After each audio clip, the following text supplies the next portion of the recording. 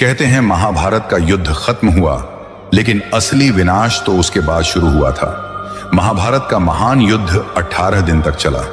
अंत में कौरवों का विनाश हुआ और पांडव विजयी हुए।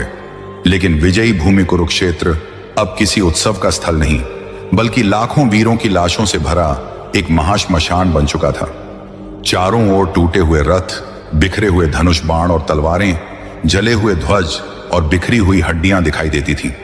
मृत योद्धाओं का रक्त मिट्टी में इतना समा गया कि कहा जाता है वर्षों तक इस धरती से खून की गंध आती रही। जब युद्ध समाप्त हुआ तो अनेक आराशी मुनि वहां पहुंचे। उन्होंने देखा कि यह पवित्र भूमि, जो धर्म स्थल कही जाती थी, अब रक्त और पाप से अपवित्र हो चुकी है।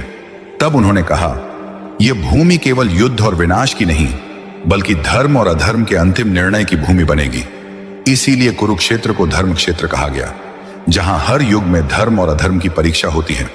यह वही भूमि है जहां स्वयं भगवान श्री कृष्ण ने गीता का उपदेश दिया था, और युद्ध के बाद यही भूमि आने वाले युगों के लिए धर्म, न्याय और सत्य का प्रतीक बन गई।